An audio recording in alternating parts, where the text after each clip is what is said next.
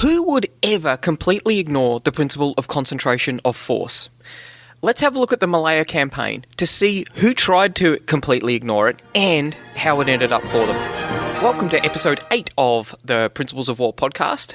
At this one, we're going to look at the principle of concentration of force. And this is really interesting because you've got the British and the Japanese fighting a campaign on the Malaya Peninsula. For both forces, the Malaya campaign is a secondary effort of a secondary effort. So when you look at what the Japanese are trying to do, they're trying to solve the China problem. So they want to conquer the Chinese army and they need the resources to do that. So the secondary effort is to sweep down and get the land masses so that they can get the resources that they need. To do that, they need to knock the Americans out of the war. Now, this is a war that they're not even in yet, so what they want to do is to deal them a decisive blow that will stop them from interfering with the land grab for the resources. That main effort of the secondary effort is the strike on Pearl Harbor. The secondary effort around that, then, is the landing of troops in various places, Hong Kong, the Philippines, and Malaya. For the British, their main effort is obviously the defence of the home island. The war is going badly. The secondary effort is to support the Russians in the defence of their territory because, of course, the enemy of my enemy is my friend. That's their secondary effort. The secondary effort of the secondary effort is obviously Singapore. It's a long, long way down the list of priorities because we're talking about a war that hasn't even been declared yet. So we've got two sets of combatants, both who are fighting a campaign with limited resources. And for the British, that really showed through in the fact that they've got a great new port, which isn't big enough for the fleet that they need to defend the island. But it's a fleet that was never going to come out there anyway. So the Air Force picks up the slack to defend Singapore, and of course they don't have any modern fighters. But until after the actual invasion, which everyone just really tried to ignore, that doesn't become a critical issue. As the grand strategic picture is becoming increasingly bleak for the British, they decide to send out Force Z. Now, Force Z was going to be made up of Indomitable, Repulse, and Prince of Wales. And this was sent as a flying squadron to go out to show the flag and to provide some sort of Royal Navy effort into the defence of Singapore. Now, this whole idea was the idea of Churchill because he was playing a grand strategic game. What he wanted to do was to show the British flag in the Far East and to show that they were still capable of providing some sort of support to the Empire.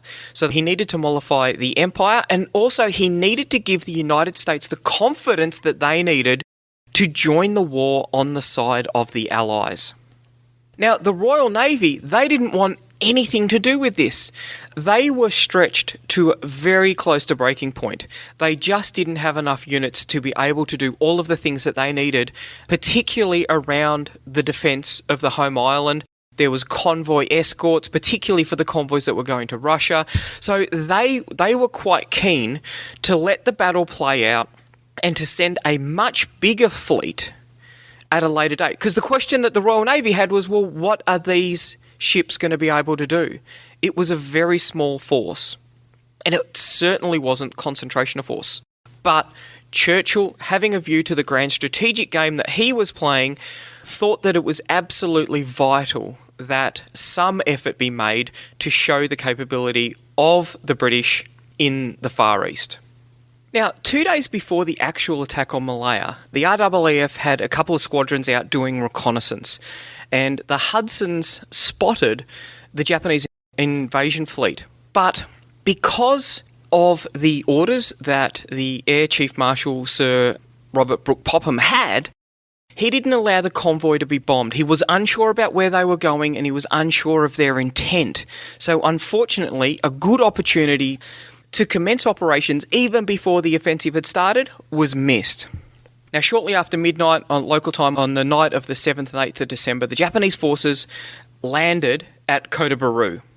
And number 1 Squadron, RAAF, they launched a strike against the Japanese forces. And so they became the first aircraft to make an attack in the Pacific War. It was moderately successful. They sank a troop transport, the Awazasan Maru, and they damaged 2 more transports, the Ayatosan Maru and the Sakaru Maru. And they lost 2 Hudsons. This actually occurred an hour before the attack on Pearl Harbor, to put it into some sort of context. Of course, it wasn't enough to be able to stop the landings, but it was the first strike against them. Now, the impact of this was that it really started to worry the Japanese planners because of the effect that interdiction against the landing forces could have. So, they deployed the 22nd Air Flotilla. And this was done expressly to destroy Force Z. They could see what the lightly armed Hudsons were capable of doing, and there was significant concern about what Force Z would be able to do if it was able to get amongst the troop transports. And we see Force Z arriving on the 2nd of December. On the 8th of December, it departs. Now, it was comprised of HMS Prince of Wales and HMAS Repulse. Now, Repulse was a battle cruiser which had been laid down in 1916, so not the newest piece of kit in the Royal Navy. But Prince of Wales was a battleship which had been laid down in 1937, so a significantly more capable ship. They were meant to sail with HMS Indomitable, an aircraft carrier, but it had hit a reef and had to go to the Caribbean for repairs. So there was no organic air support available to Force Z, and this was going to be a significant problem for them. And on the 8th of December, they sail out.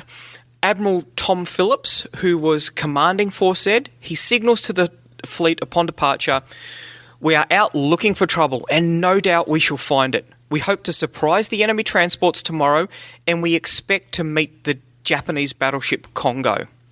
So a couple of interesting things about this. Admiral Tom Phillips, quite short in stature, so his nickname was Tom Thumb, had been promoted to Admiral and given command of Force Z. And this raised a little bit of consternation within the Navy because he was felt to be a bit of a desk admiral. He didn't have recent sea experience. Now, the Japanese battleship, the Congo, she was actually laid down in 1911, and, fun fact, she was built by Vickers Shipbuilding Company in Bharu-in-Furness. So she was expressly built for the Imperial Japanese Navy, but built by the British. Force Z set sail on December the 8th, and they head out hoping to find the landing forces and wreak havoc amongst them. And who wouldn't want to seize that opportunity to do that? Naval decision-making and leadership requires initiative because of the traditionally very poor comms between the commanders of the ships and their higher headquarters. So naval tradition really dictated that they needed to head out to try and interdict these troops as they were landing. And they head out, and by the time they get to the place off Kota Bharu, they're unable to find anything. So the landing forces have been deposited on the beach, and the naval element has left the area. Phillips continues to search until 1830 on the 9th of December, when he's spotted by 3 Japanese naval reconnaissance planes. And he realises then that the gig is up. He doesn't have air support. He'd already been told by his LO that the RAF was going to be unable to provide fighter cover for his force. He now knows that their position is known, so he returns to Singapore at high speed. At midnight, though, as he's heading towards Singapore, he receives word of landings at Kuantan, which is halfway between Kota Bharu and Singapore, and he decides to attack. Now, the problem with this is that those reports were based on skittish troops. They were actually just firing into the dark. There was no landing. So he moves to where he thinks this new landing is occurring, with once again the intention of disrupting landing operations. Now, his LO to the RAF fails to anticipate that he would do this, and Phillips maintains radio silence. The next morning they arrive at Kuantan port and they find nothing. There's no landing forces there because, of course, they never were there. But tragically, they're spotted by another Japanese reconnaissance plane at about 10:20 in the morning. And things really start to go downhill from there. At 1100, Repulse is bombed by 9 aircraft from 10,000 feet, and there's one hit on the catapult deck. At 1140, Prince of Wales is hit by a torpedo astern and it knocking out propellers and rudder. At 1158, Captain Tennant, an exasperated Captain Tennant, breaks radio silence and requests air support. This is one of the mysteries of the demise of Force Ed, is why did Admiral Phillips maintain radio silence for so long? And it was only Captain Tennant who broke radio silence against orders requesting support. It was painfully obvious that the Japanese knew where they were, so breaking radio silence wasn't going to have any impact on operations. 11:20, Prince of Wales is hit by torpedoes 3 more times. Repulse is hit by 4. And at 12:33, Repulse sinks. 13:18, the Prince of Wales is sunk, and it nearly takes HMS Express with her. Just then, the RAAF arrived to provide air cover. Tragically, 840 sailors are lost. The Japanese fire 49 torpedoes, 8 of them hit, 4 each for Repulse and Prince of Wales. Now, it was number 453 Squadron, RAAF Squadron, flying Buffaloes, and they were airborne within 6 minutes of receiving the request for air support. But they had already withdrawn to Singapore. And so by the time they had assembled and by the time they made the flight to where Force Z was located, both ships had been sunk. Because there was no fighters in the area, the Japanese were able to fly low and straight, and this enabled them to get the 8 torpedo hits in that sunk both of the ships. The morning after the battle, Winston Churchill receives a call from the First Sea Lord, which is Sir Dudley Pound. And Sir Dudley Pound, he was one of the people who had recommended strongly against the sending of Force Z. And he said, "I have to report to you that Prince of Wales and Repulse have both been sunk by Japanese. We think by aircraft. Tom Phillips is drowned." Churchill, "Are you sure it's true?" Pound, "There is no doubt at all." Churchill hangs up, and he said that in all the war, I never received a more direct shock. As I turned over and twisted in bed, the full horror of the news sank in upon me. There were no British or American ships in the Indian Ocean or the Pacific except for the American survivors of Pearl Harbor who were hastening back to California. Over all this vast expanse of waters, Japan was supreme, and we everywhere were weak and naked. And so you can see that this was a significant shock for Churchill. He knew Tom Phillips, he was a friend, he'd actually had a hand in his promotion to Admiral. So there's the personal element of it, but then there's the strategic implications of the fact that the Imperial Japanese Navy now had a significantly free hand to do whatever it wanted in the Indian Ocean and the Pacific Ocean. Obviously, the Indian Ocean more important for the British because of the fact that there lay the jewel in the crown of the British Empire, India. And so there's a couple of lessons to come out of the demise of Force Ed, I think. Firstly, there was a lack of understanding of the changing technology that air power was now able to defeat capital ships. Now, Prince of Wales and Repulse were the first capital ships to have been sunk solely by the action of enemy aircraft. And Tom Phillips had significantly downplayed the risk that he was running by operating without adequate air cover. Now, he understood the risk, but he thought that it would be very, very difficult for aircraft to be able to sink such a massive ship like the Prince of Wales. It was quite new, it was a huge ship, and he thought that it would be immune from the effects of aircraft. Sadly, this wasn't to be the case. Secondly, there was a big issue about his conduct. So the maintaining of radio silence after being sighted, this meant that his LO had to anticipate his actions and organise the air cover for him, which he failed to do. He could have quite easily requested that a lot earlier in the action, particularly once it became aware that the force's location was known to the Japanese after the first bombing. But it was a full hour before the request for aircraft support was sent, and that was, even then, that was done by Captain Tennant, not by Admiral Phillips. Lastly, there's the actions of Admiral Phillips in sailing to the sound of the guns. Now, this was required. Every good admiral would have done it. Every great admiral would have done it. You move to the sound of the guns. This was the one opportunity to do what the Royal Navy was always meant to do, and that was to defend Singapore. So the Japanese are coming to invade. This was their role.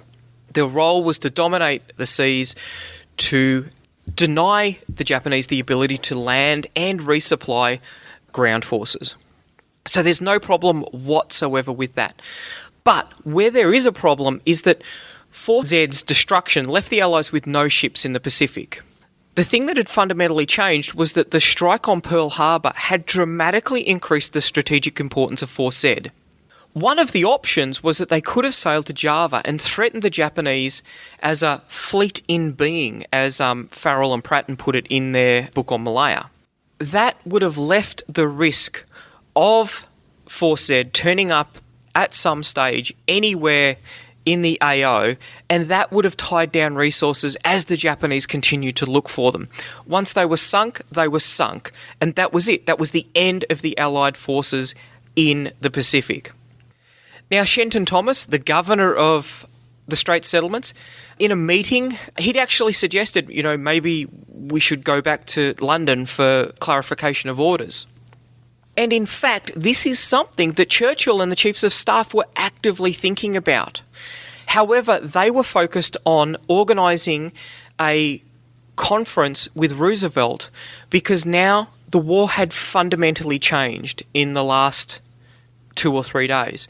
What had been a struggle for British survival had now turned into a global war with the entrance of the Japanese and the strike against the Americans. So a fundamentally different problem that they now had to deal with, and that problem had occurred very recently. Now, what the Japanese were able to do is that they created the turbulent and rapidly deteriorating situation with which the enemy cannot cope. This is the essence of manoeuvre warfare, and the payoff of creating that deteriorating situation is the fact that the OODA loop blows right out. So there was no decision made about 4Z at a grand strategic level, and that led to its destruction. So Admiral Phillips was kind of bound to go and sail to the sound of the guns. He needed to do that. Naval tradition, naval leadership dictated that. What was required, though, was a grand strategic decision, so a decision above his pay grade, that rather than sailing into battle, he needed to retain the fleet because in the last 48 hours, the value of that fleet had significantly increased. Because Churchill and the Chiefs of Staff were preoccupied with other matters, no decision was made. This is the payoff of the synchronicity across strategic campaigns that led to a greatly degraded capability to make decisions in a timely manner. And the Japanese were able to reap the benefits of that. The ability to sink the battleships because they'd been committed to battle when they shouldn't have been, because the grand strategic decision couldn't be made in time. So this really sort of highlights when you have the lack of concentration of force. And I guess it transfers to a lot of other examples. The penny packeting of significant elements of your force, like the penny packeting of tanks, particularly when we see that in World War I, when they were penny packeted out and destroyed piecemeal, is in contravention of the principle of concentration of force. Now, so what does concentration of force look like from the Japanese point of view? And so you've got to remember that the Japanese are in the exact same problem that the British are, in that the Malaya campaign is a secondary effort to a secondary effort. The main effort was China, the secondary effort was Pearl Harbor. And because of that, there was very little support from the Imperial Japanese Navy for the Malaya campaign, because all of their carrier group had just struck at Pearl Harbor. What the Japanese did was that the Imperial Japanese Army transferred the 3rd Air Group from Manchuria, and that was going to give it a 3-to-1 ratio in aircraft over Malaya. And of course, as we've seen, now, not only did they have a numerical superiority over the Allied Air Force, They also had a technical superiority. So each of the aircraft that they had were significantly better than the aircraft of the Allies, with the exception of a couple of Hurricanes that were shipped late in the piece. On top of that, the pilots were significantly better trained. So initially there were some Battle of Britain pilots who had been deployed to Malaya, but they were taken out. So there was a lot of untrained pilots. Compare and contrast that with the pilots for the Imperial Japanese Army, and they had significant operational experience. So they weren't learning their craft, they were experts at it. And it's these factors that make that 3-to-1 ratio over Malaya even more difficult for the Allies to overcome. Now, when we look at the land forces, it's even more amazing when you look at the force ratios. So only 11 divisions were assigned to the Southern Army at the outbreak of war. That is 20% of the combat forces in the Imperial Japanese Army. So you've got the Southern Army, which is responsible for the invasion of Hong Kong, the Philippines, Malaya, and Singapore, all at the same time. That's only 11 divisions. Now, when we first talked about the concentration of force, you know, the old quote, my strategy is 1 to 10, my tactics is 10 to 1. Yamashita, with his ground forces, seemed to have a strategy of 1 to 3 and tactics of 1 to 3, or even worse. He paid off concentration of force relentlessly, purely because of the fact that he was unable to generate the combat power required. It was paid off at a strategic level by the allocation of forces to Yamashita. Even then, even with the meagre forces that he had been allocated to him, he left one of his divisions behind, which, you know, is a really interesting fact. He's gone into battle, he's conducted this landing without all of the fighting force that he had available to him. At an operational and tactical level, it's almost like they used a recon pool type methodology where the driving charge, the filleting attack, straight up the road was used wherever possible, and it was only when that was blunted that they would then fight for the road, off the road, and go round, flank the defending forces, get in behind them, take the road behind them, and then create such havoc that the defending forces simply just melted away. So how did this work? Because this is doctrinally the exact wrong thing to do. He has completely paid off concentration of force. He hasn't developed a Schwerpunkt where he has generated overwhelming combat power at the decisive point. He's been able to attack with vastly inferior ratios of combat power that you would expect to be successful in the attack. And I guess really you have to look at some of the other things that made up the numbers for him. And I think fundamentally it comes down to leadership, training, doctrine, combined arms, morale, and cooperation. So, breaking it down, the leadership was really quite strong. These were battle-hardened leaders who fundamentally understood the troops that they were commanding and the doctrine that they had. The training embedded a bias for the offensive. More so, I would say, a bias towards audacity. And so time and time again, they would be audacious right up until the point that they were forced to pay heavily for that. And the problem for the Allies was that when they were acting incredibly audacious, there were significant opportunities to strike and to close down that audacity, but they were all too infrequently taken. And a good example of that is the Battle of Gamas, where Japanese troops are just riding down the road on their bicycles. There is no security whatsoever. And that is just... So there was an ambush there. It was a moderately successful ambush, but did very little. It was a small road bump in the move, in the advance down to Singapore. It wasn't enough to stop them. Their doctrine had the advantage of being used in battle for a significant amount of time. They'd been at war with the Chinese for years, so their doctrine was quite advanced.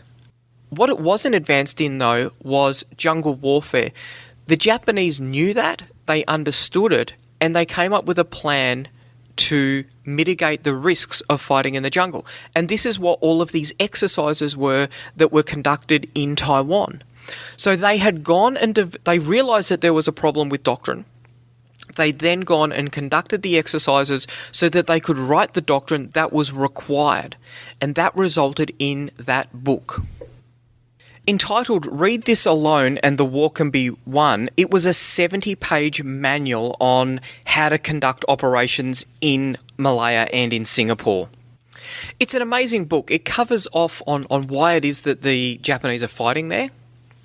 It talks about how the British and the Americans want to keep the Far East in a permanent state of subjugation and colonisation, and that at stake in the present war, without a doubt, is the future prosperity or decline of the empire. Slowly, little by little, like a man strangling his victim with a soft cord of silken floss, America has been prohibiting the export to Japan of oil and steel. So it covers the important in order to of why they're invading Malaya, so that they can feel like they've got the moral supremacy over their enemies. It then goes on to describe the enemy.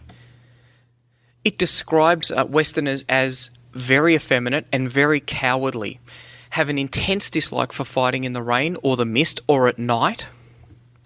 And it says that our opponents are even more feeble than the Chinese army, and their tanks and aircraft are a collection of rattling relics.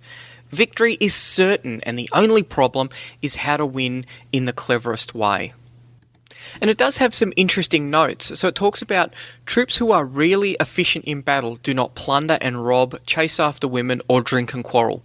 Bear in mind that the misbehaviour of one soldier reflects upon the good name of the whole army, and discipline yourself.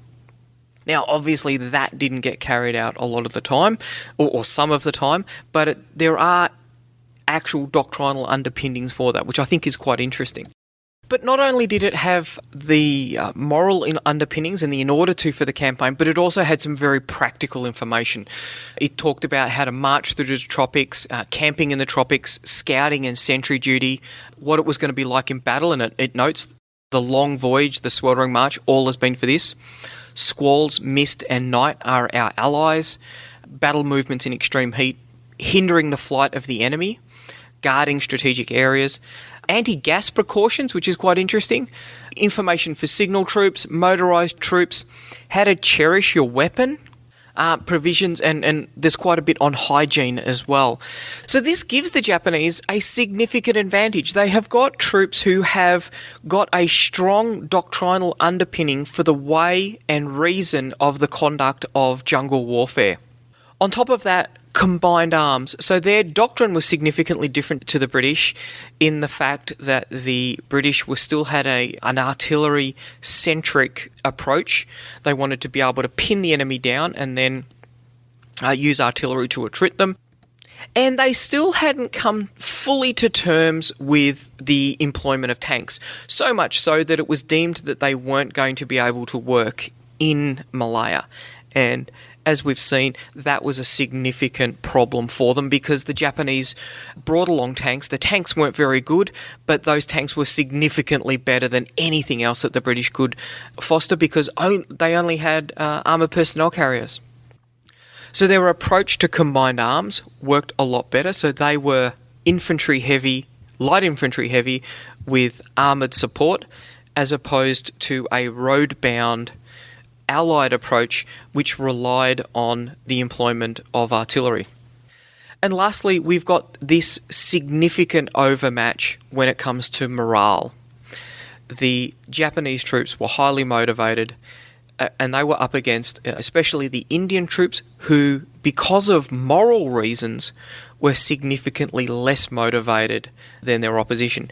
And it's all of these things that come together to enable Yamashita to significantly pay off concentration of force. Now, next episode, we are going to look at the flip side of concentration of force, which is economy of effort. And then from there, we'll move into cooperation. The Principles of War podcast is brought to you by James Ealing. The show notes for the Principles of War podcast are available at www.principlesofwar.com. theprinciplesofwar.com for maps, photos, and other information that didn't make it into the podcast. Follow us on Facebook or tweet us at Surprise Podcast. If you've enjoyed this podcast, please leave a review on iTunes and tag a mate in on one of our episodes. All opinions expressed by individuals are those of those individuals and not of any organisation.